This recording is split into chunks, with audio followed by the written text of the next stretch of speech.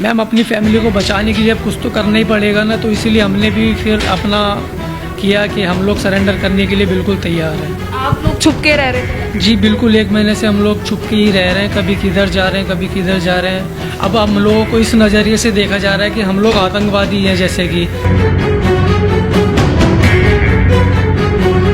आज मैं आपको वीडियो दी है, उसके अंदर आप देख सकते हैं सब घरों के अंदर ऊपर से नीचे तक हर चीज़ एक एक चीज़ उठा के चोरी की गई है। और आप जानते हैं क्योंकि ये मुस्लिम परिवार हैं, बैंक से ज़्यादा ये घर में पैसा रखते हैं। कैश, गोल्ड, सिल्वर सब चीज़ गायब है।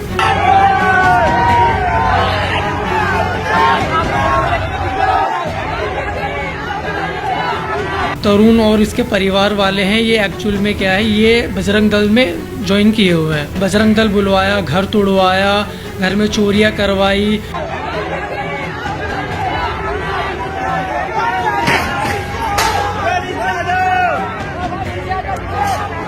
तरुण तो अकेला था वहाँ? नहीं, सारे थे, वो सारा परिवार था, पूरा परिवार था। सबके सर खुले हुए हैं, सबके सब बेड पे हैं। वो जुम्मा दिन का पूरा हाथ टूटा हुआ है, मल्टीपल फ्रैक्चर्स हैं, वो सारी चीज़ हैं। बट ये लड़ाई होने के बाद जिसने ये सारा दंगा भड़काया, ये सब किया है, वो वहाँ का काउंसलर है साहिब आसीवाल। अब देखिए उमरदीन के घर चला और उनका साथ वाला घर है, उनकी छज्जे और ज़्यादा बड़े हुए हैं, लेकिन क्योंकि वो काउंसलर है उनके घर तो नहीं चलेगा। तो वो तो अब सरकार में है और बीजेपी ज्वाइन कर चुके हैं।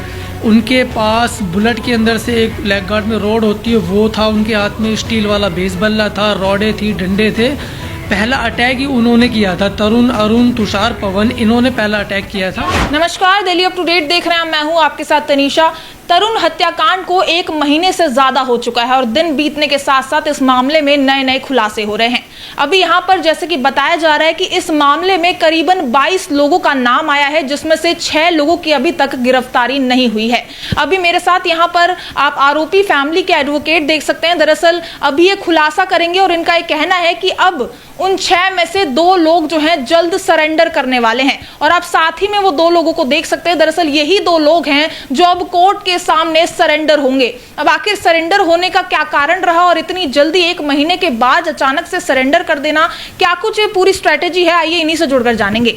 सर, क्या कहना चाहेंगे? काफी ज्यादा उबाल आ चुका था इस मामले में और हर कोई जो है कार्रवाई की मांग कर रहा था और अभी आपका ये कहना है कि आप 2 लोगों को सरेंडर करवाने वाले हैं, क्या है पूरी अपडेट? जी देखिए मैडम, पहले शुरुआत से अगर मैं शुरू करूं तो पूरा उन्होंने एक जो नैरेटिव बनाया था कि घात लगा के तरुण की हत्या की गई, वो सारी चीज़ें धीरे धीरे अब खुद ही चेंज हो रही हैं। अब उन्होंने भी मान लिया है कि सुबह 10:30 बजे कोई झगड़ा नहीं हुआ, दोपहर में नहीं हुआ। जो झगड़ा हुआ वो हुआ रात के 10:30 बजे। जो पहली PCR कॉल गई वो इनकी तरफ से गई, यानी कि इनकी फैमिली से। और जो बच्ची ने फ़ोन किया था उसके ताऊ लगते हैं इनके रियल ब्रदर, ठीक है, क्या मुश्ताक नाम है ना। मुश्ताक का जब सर खुला था तो उस बच्ची ने पहली कॉल की थी, जो DCP साहब ने अपने उसके अंदर भी बताया है। ऑफिशियल जो उनकी स्टेटमेंट थी कि रात को 11 पे वो कॉल आई थी कि मेरे ताऊ का सर खोल दिया है, मतलब फाड़ दिया है। तो वो चीज़ से अब जो चीज़ें थी, जो पहले एक झूठा पूरी एक हवा बनाई गई थी, हिंदू मुस्लिम का पूरा रूप दिया गया था, वो धीरे धीरे अब जनता को समझ आ चुका है कि ये सारी एक झूठी कहानी थी, ये एक प्रोपेगेंडा था जो कि वहाँ का जो काउंसलर है साहिब आसिफवाल, उन्होंने ये फैलाया था। उसकी एक्चुअल वजह थी 2011 का वो झगड़ा। आप कह रहे हैं कि सीधा सीधा इसमें जो है, जो निगम पार्षद हैं वहाँ के, उन्होंने इस मुद्दे को ज़्यादा बढ़ाया। जी जी जी, एक्चुअली इसके अंदर सबसे बड़ी कहानी ये है कि जो मकान आपने टूटते हुए देखा है वो उमरदीन का था और वो कॉर्नर मकान था। उसके साथ वाला मकान जो है वो आसीवाल का है, ठीक है। अब वो मकान कब्जाना या लेना, एक कॉर्नर के एक अपनी ब्यूटी होती है। कॉर्नर प्लॉट तो एक कॉर्नर प्लॉट ही होता है। आसीवाल कौन है? वहाँ पे काउंसलर हैं। और अभी मैंने एक वीडियो देखी थी हनुमान जयंती पे, तो खुद ही बता रहे थे कि मैं खटीक समाज से हूँ। तो वहाँ पे क्योंकि उस गली के अंदर या तो कुछ मुस्लिम परिवार हैं और कुछ खटीक परिवार हैं, तो तरुण भी खटीक परिवार से आता है। और ये चीज़ें आप देखेंगे, जब ये झगड़ा हुआ तो पहले मैं आपको बेस बता रहा था। 2011 में इन लोगों का उन लोगों के साथ यानी साहिब वासीवाल के साथ झगड़ा हो चुका है। निगम पार्षद के साथ? उस तो समय वो निगम पार्षद नहीं थे? तब he was a common man. तो इनका झगड़ा हुआ था, बाद में कॉम्प्रोमाइज़ हो गया, जिसके अंदर ये लोग शायद जेल भी गए थे ना, कुछ लोग, जिसमें उमरदीन भी थे और इनके फादर भी थे, बाबू खान भी थे। तो ये जब जेल गए और उसके बाद कॉम्प्रोमाइज़ होकर के सारा केस वापस ले लिया गया, सब खत्म हो गया। वो गुस्सा, वो चिढ़ उनके अंदर आज भी कायम थी। आप कह रहे हैं आपसी रंजिश का बदला लिया गया, ऐसा कुछ आप? जी बिल्कुल बिल्कुल बिल्कुल, यही कहना है मेरा। और इसके अंदर आप देखेंगे जिस टाइम पे डिमोलिशन हो रही थी, साहिब वासीवाल वहाँ खुद खड़े थे, गाड़ियाँ उनके सामने फूकी गई, उन्हीं के इशारे हो रहे थे। वो सारे जितने लोग उपद्रवी आए हुए थे वो उन्हीं के हैं। और पॉलिटिकल लीडर ही तो भीड़ इकट्ठी करके लाते हैं, ये तो किसी को बताने की ज़रूरत नहीं है। बाबू खान के घर थोड़ी बुलडोजर एक्शन हुआ है, तो उनके घर में हुआ है जिन पे आरोप लगे तरुण की हत्या। मैडम मैंने अभी नाम बताया कि 2011 में कौन जेल गए थे, उसके अंदर उमरदीन भी नाम बताया, बाबू खान भी नाम बताया, तो दोनों ही थे। आज आप एक चीज़ देखिए कि एक झगड़ा हुआ, झगड़े के अंदर एक वीडियो आती है। अब ये मुझे नहीं पता वो एडिट की गई है या उसके बाकी पार्ट मिटा दिए गए या जो भी है। जिस समय झगड़ा हुआ, अभी बाकी तो ये आपको जो वहाँ मौजूद थे वो अच्छा बता देंगे, लेकिन जिस समय झगड़ा हुआ उस साइड के 30 लोग जो थे उनको नहीं दिखाया गया। अच्छा, आप कह रहे हैं कि उनकी तरफ से भी 30 लोग आए हुए थे? जी जी, ये मैं तरुण की फैमिली आरोप लगा रही है कि 20-25 लोगों ने तरुण पर अटैक किया था। एक्चुअली किसी पे कोई अटैक नहीं हुआ था, नॉर्मली झगड़ा हुआ था, ये मैं पहले दिन से बता रहा हूँ। और उस झगड़े को जानबूझ करके ये नई नई कहानियाँ बना के की। और आपने भी पहले दिन कवर किया हुआ है जहाँ तक मुझे पता है, तो आपको भी पता होगा कि आप ही के वीडियो चैनल पे जो पहले दिन की कहानी चली थी और जो आज है उसमें ज़मीन आसमान का अंतर आ चुका है। एक औरत क्यों निकली बाहर, मुसलमान थी, रंग से उसे अगर परहेज़ था, घर रहना चाहिए था, फलाना अलाना सारी कहानियाँ चली। पर रात के 10:30 बजे कौन होली खेलता है, अभी तक किसी ने जवाब नहीं दिया कि रात को 10:30 बजे एक 5-7 साल की बच्ची क्यों छत पे खेल रही थी अकेली। वो सारी चीज़ों के किसी के पास कोई आंसर नहीं है। ये एक फेक नैरेटिव था जो उन्होंने फैलाया था हिंदू मुस्लिम करने के हिसाब से, और उसको एनकैश किया है उस काउंसलर ने। वो काउंसलर बीच में आकर के इनके झगड़े का असल बेनिफिट जो ले रहा है वो काउंसलर ले रहा है। तो 22 लोगों का नाम आया था, इसमें अभी 6 लोग जो हैं वो गायब चल रहे हैं। आपका कहना है कि आप 2 लोगों को अब सरेंडर करवाने वाले हैं, तो क्या है इसके पीछे की स्ट्रैटेजी? देखिए मैडम, मेरा एक मानना है क्योंकि पुलिस जिस हद तक गिर सकती है वो गिरी हुई है और बायस होकर के काम कर रही है। आपके सामने 8 दिन एक आदमी इलीगल डिटेंशन में रहा जो इनके पिताजी थे। बाबू खान की बात कर रहे हैं जिनका इंटरव्यू लिया था? जी, आपने इंटरव्यू किया था बाबू खान जी का।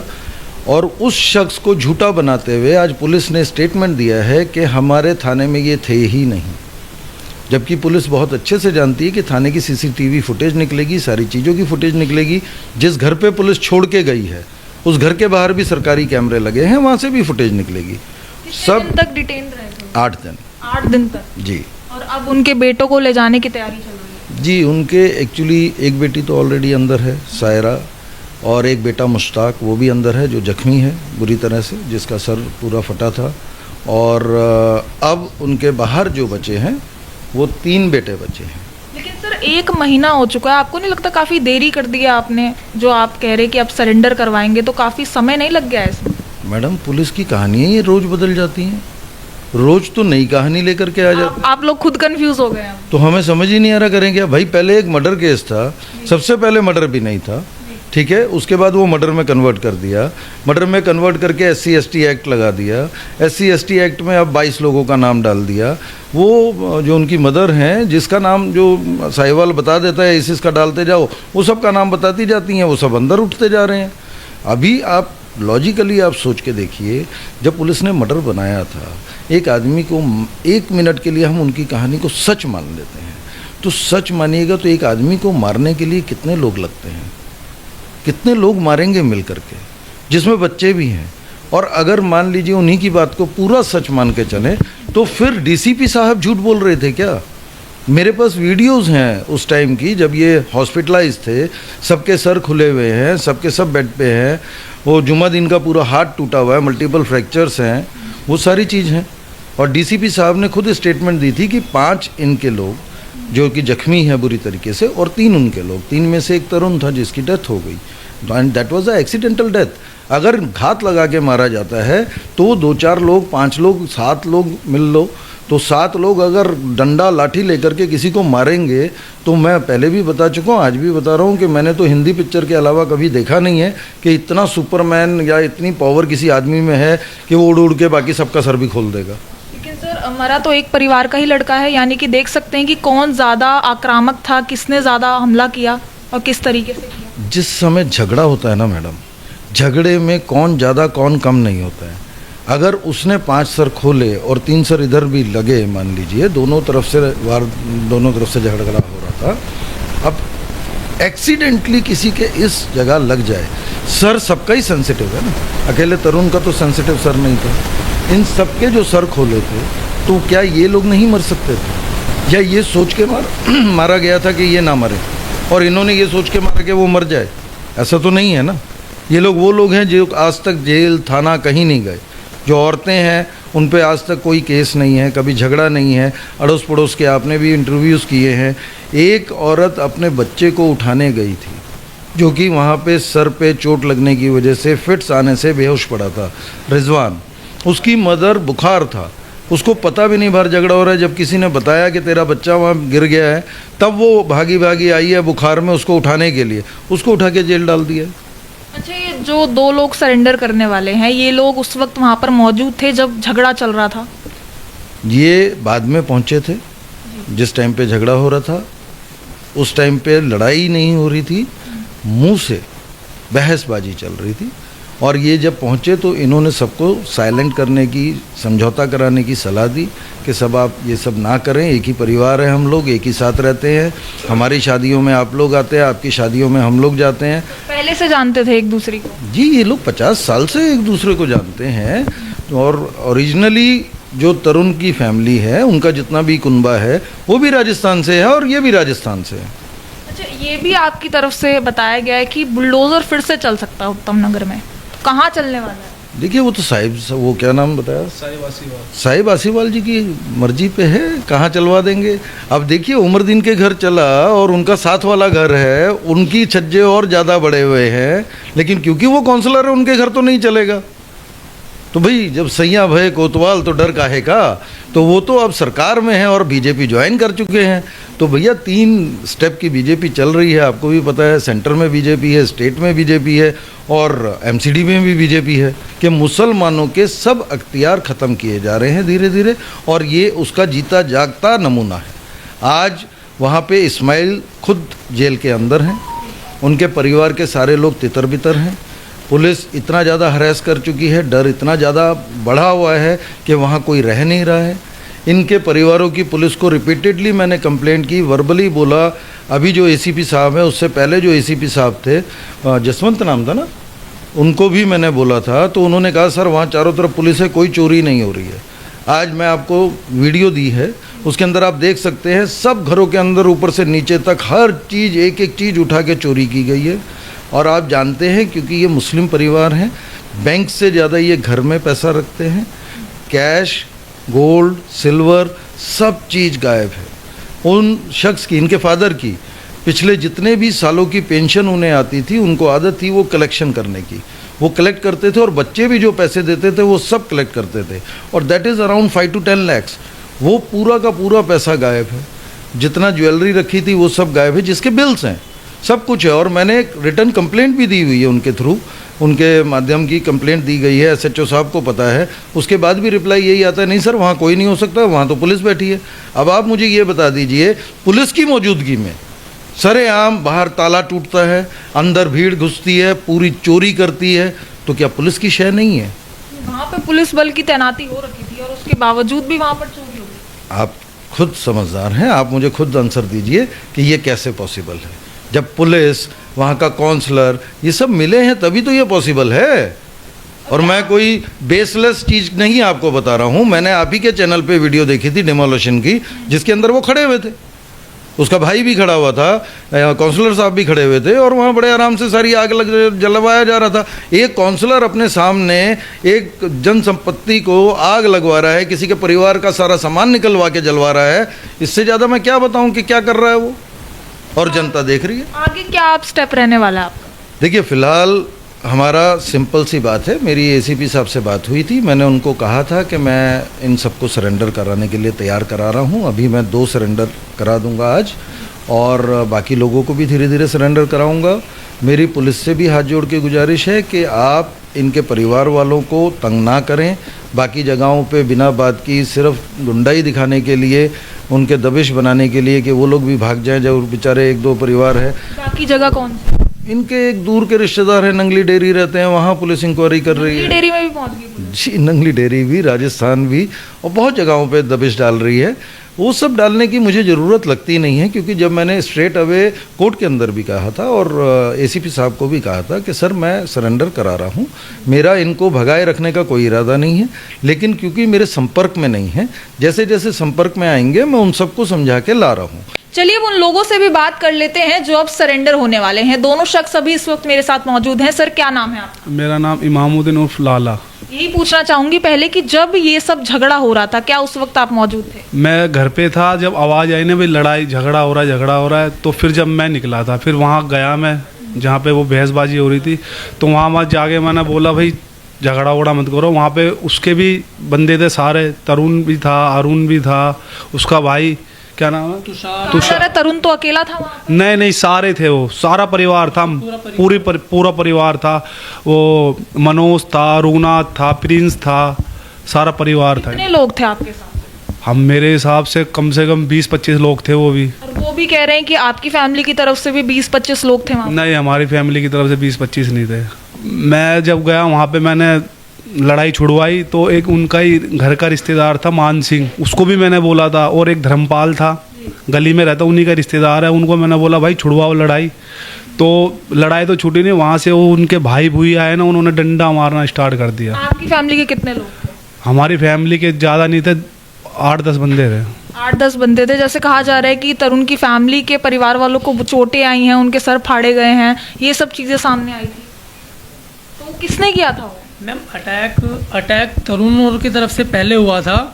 एक्चुअल में क्या था, जब लोग समझा रहे थे उनको आपस में, हमारे परिवार के सदस्यों ने भी बहुत समझाने की कोशिश करी थी, तो मानसिंह ने ही इस लड़ाई को पहले बढ़ावा दिया था।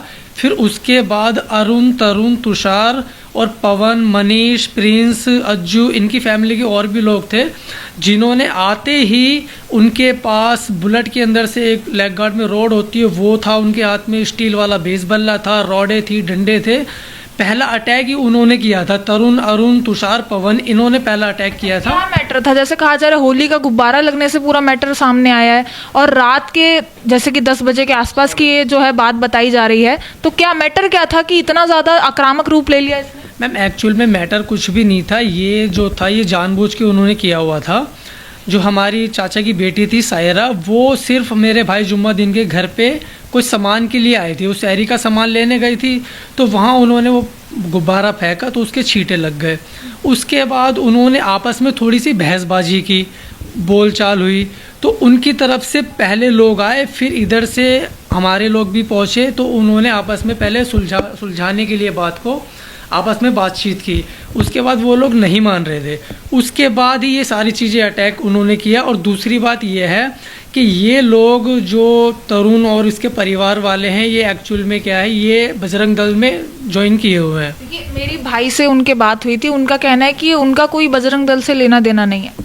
मैम, ये वो सब झूठ बोल रहे हैं। वो बजरंग दल के अंदर खुद पूरी तरीके से ज्वाइन किया हुआ, उन्होंने पूरी फैमिली ने ज्वाइन किया हुआ। और दूसरी बात, उन लोगों के मन में यही रहता था कि हम लोग एक बार इनसे झगड़ा करेंगे और इनको अच्छे से पेलना है। जी, तो ये किसी की जान लेने का किसी का भी कोई मोटिव नहीं था। वो लड़ाई झगड़े में क्या आप कह रहे कि ये हादसा हो गया है? मैम, ये एक एक्सीडेंट था, ऐसा कुछ भी नहीं था कि किसी को मारने की प्लानिंग या कुछ भी, ऐसा किसी की तरफ से भी कोई नहीं था, कुछ नहीं था। ये जब ये सब हुआ उसके बाद आप दोनों कहाँ थे? क्योंकि 1 महीना इस मामले को हो चुका है और अब जाके आप लोग सरेंडर कर रहे हैं, आप लोगों के भी नाम है उसमें। हाँ जी, हम वहीं कोई रिश्तेदार के, कभी कहाँ हम भी भटक रहे हैं। आप लोग छुप के रह रहे थे तब? जी बिल्कुल, 1 महीने से हम लोग छुप के ही रह रहे हैं। कभी किधर जा रहे हैं, कभी किधर जा रहे हैं, कभी दिन में रोडों पे टाइम पास करते हैं, कभी कहाँ, कभी होटल में चले गए, ढाबे पे चले गए, वहाँ टाइम पास कर लिया। तो 1 महीने से हम लोग वैसे ही अपना दिन निकाल रहे थे। फैमिली, आपकी फैमिली में से कितने लोग अभी अंदर गए हैं? हमारी फैमिली में से लगभग 15-16 लोग चले गए हैं और अभी बता रहे हैं कि 6 लोग और हम बाहर हैं जो उनको भी सरेंडर करना है। तो हम इस चीज़ के लिए रेडी हो चुके हैं। तो जैसे ही वकील साहब बोलेंगे आपको सरेंडर करना है तो हम लोग तैयार है सरेंडर करने के लिए। तो आप लोग कब से उत्तम नगर में रह रहे थे? हमें मैम 50 से 60 साल हो चुके उत्तम नगर में रहते हुए। आज से पहले कभी भी ऐसा नहीं हुआ कि हमारी किसी से दुश्मनी है या कुछ भी है। बट ये लड़ाई होने के बाद जिसने ये सारा दंगा भड़काया, ये सब किया है, वो वहाँ का काउंसलर है साहिब आसीवाल। एक्चुअल में क्या है, 2011 के आसपास हमारी एक बारी इनसे झगड़ा हुआ था। तो उस वक्त ये काउंसलर नहीं था। तो क्या हाथापाई भी हुई थी इस झगड़े में? इस झगड़े के अंदर हाथापाई हुई थी। हमारे लोगों को जेल भी भेजा गया था। जैसे उमरदीन भाई है, हमारे पापा हैं, और भी हमारे चाचा भी थे जो अब एक्सपायर हो चुके हैं, और हमारा एक भाई था नजरू, वो भी एक्सपायर हो चुका है। तो पहले ये लोग जेल गए थे। तो उस बात को लेके इसी ने हम लोगों को फंसाया। और दूसरा ये कि पहले हमारा कॉम्प्रोमाइज़ हो चुका था। तो उसके मन में यही रंजिश थी जो साहिब आसीवाल है कि इनको कैसे ना कैसे करके फंसाना है। और उसको ये मौका मिल गया था कि ये झगड़ा हुआ या कुछ हुआ, उसके बाद ही उसने बजरंग दल बुलवाया, घर तोड़वाया, घर में चोरियां करवाई। और जिन्होंने ये सब काम भी किया, मैं उनके नाम भी आपको दे सकता हूँ बाकायदा। अच्छा, ये 22 के 22 लोग आप सभी उत्तम नगर में रहते हैं? हाँ जी मैम, हम सारे के सारे लोग उत्तम नगर में ही रहते हैं। कुछ एक गली के अंदर रहते हैं, कुछ बैक साइड पे रहते हैं। तो ऐसे कर जो लोग इस झगड़े में नहीं थे, साहिब आसीवाल ने उनका भी नाम लिखवाया, उनको भी फंसवाया है। अच्छा, कितने लोग हैं जो झगड़े में नहीं थे और वो लोग अब अंदर हैं? झगड़े में जो लोग नहीं थे वो इस्माइल का पूरा परिवार नहीं था, बंटी इमरान नहीं था, और भी बहुत लोग थे। इमामुद्दीन भी नहीं था जो मेरे साथ बैठा है, इसका भी नाम लिखवाया गया है। और जो छोटे छोटे बच्चे हैं, अयान वगैरह, ये भी कोई झगड़े में नहीं था। और जो नाबालिग भी कितने हैं? नाबालिग इसके अंदर मैम 3 हैं, जो कि एक बाहर है, 2 अभी जेल के अंदर है। उसका भी नाम है जो बाहर है? हाँ जी मैम। बाकी अभी आप लोग फैमिली से दूर हैं। आपकी फैमिली कहाँ पर है? जो बाकी फैमिली है वो अभी कहाँ पर है? और आप लोग? मैम फैमिली का हमें नहीं पता, वो लोग कहाँ हैं, किस हाल में हैं। बट हम बच्चों वगैरह से दूर हैं? बिल्कुल मैम, बिल्कुल बहुत दूर है हम लोग। तो कब से नहीं देखा आपने बच्चों? 1 महीना कुछ दिन हो चुके हैं। 1 महीने के ज़्यादा ही हो गया, 1 महीने से। तो आप लोग सरेंडर करने वाले हैं? क्या आप मतलब मेंटली बिल्कुल तैयार हैं इन चीज़ों के लिए? मैम अपनी फैमिली को बचाने के लिए अब कुछ तो करना ही पड़ेगा ना। तो इसीलिए हमने भी फिर अपना किया कि हम लोग सरेंडर करने के लिए बिल्कुल तैयार हैं। सरकार से और पुलिस प्रशासन से आप कुछ कहना चाहेंगे?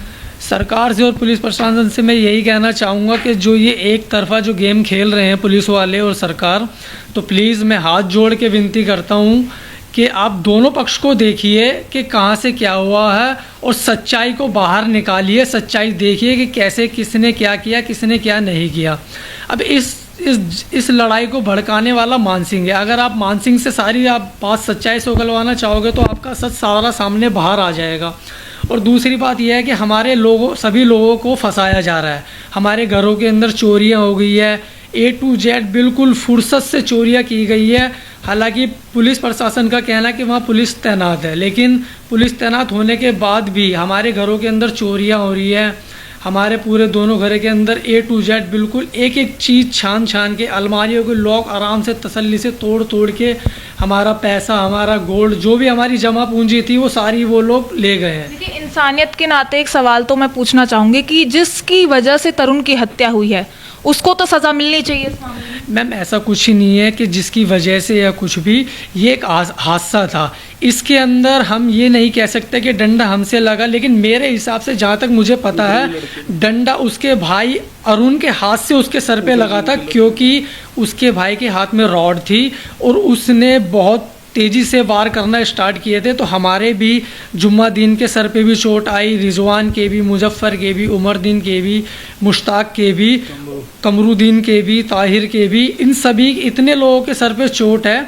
तो उसके भाई अरुण ने और तरुण ने ही शुरुआत करी थी सबसे पहले।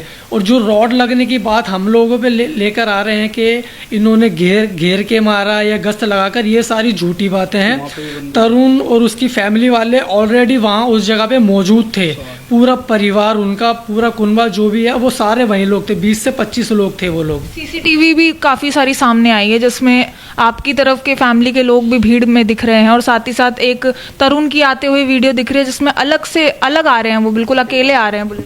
मैम वो सब पहले की है, वो उस टाइम की नहीं है। वो आ रहा होगा, मैं मान सकता हूँ, लेकिन तरुण और उसके भाई और उसके परिवार वाले ऑलरेडी वहाँ पर मौजूद थे। मैं ये बात अभी भी कह रहा हूँ। जो सीसीटीवी दिखाया जा रहा है, अगर सीसीटीवी की आप टाइमिंग चेक करवाना चाहो तो टाइमिंग आप चेक करवाइए, वो साफ जाहिर हो जाएगा कि वो कितने बजे वहाँ से निकला था और कितने बजे नहीं निकला। हम तो बीच बचाव में गए थे, लेकिन उन्होंने हमें भी फंसा दिया। बताओ। LLB की तैयारी कर रहे थे? जी जी। और मेरे भाई का बेटा है समीर, वो NCC के अंदर तैयारी कर रहा था। दिल्ली पुलिस के भी फार्म भी भरे थे इसने। सिविल सर्विस की भी तैयारियां हो रही थी यहाँ पर? जी मैम, सिविल सर्विस की तैयारी कर रहे थे बच्चे, लेकिन अब उन लोगों को भी फंसा दिया और हम लोगों को भी फंसा दिया है। तो उससे हम लोगों के बच्चे अब सरकारी जॉब वगैरह उसके अंदर नहीं कर पाएंगे कुछ भी। हमारे बच्चे बहुत अच्छे पढ़े लिखे हैं। हम लोग 50 साल से वहाँ रह रहे थे, इससे पहले कभी ऐसा नहीं हुआ हम लोगों के साथ। अब हम लोगों को इस नज़रिए से देखा जा रहा है कि हम लोग आतंकवादी हैं जैसे कि। और हमारे अड़ोस पड़ोस के अंदर हमारी इतना अच्छा प्यार मोहब्बत थी सबके साथ। लोग भाभी देवर राम राम सबके साथ दुआ सलाम बहुत अच्छे से थी। और हम लोगों को अब यही गुजारिश है कि प्रशासन से कि हम पे रहम किया जाए, हमारे बच्चों को जल्द से जल्द छोड़ दिया जाए। और हमारे परिवार में मेरी खुद दो छोटी छोटी बेटियां हैं, मैं उनसे भी अभी तक नहीं मिल पाया हूँ। मेरी बेटियां बहुत उस हालत में रह रही है कि मैं कुछ भी नहीं बोल सकता अभी आपको। यहाँ पर जैसे कि आप सब देख सकते हैं, यहाँ वकील साहब से बात हुई और साथ ही साथ ये जो दो लोग आपको नज़र आ रहे हैं, ये लोग भी जल्द सरेंडर करने वाले हैं। इन लोगों के साफ तौर पर आरोप हैं कि एक तरफा जो है कार्रवाई की जा रही है, निष्पक्षता की मांग कर रहे हैं कि निष्पक्ष होकर जो है कार्रवाई की जाए, दोनों पक्षों की बात सुनी जाए। तो यहाँ पर तरुण अपडेट को लेकर दोनों पक्षों की नई नई अपडेट्स हम आप तक पहुँचाते रहेंगे, और ऐसी तमाम खबरों के लिए आप देखते रहिए दिल्ली अपडेट।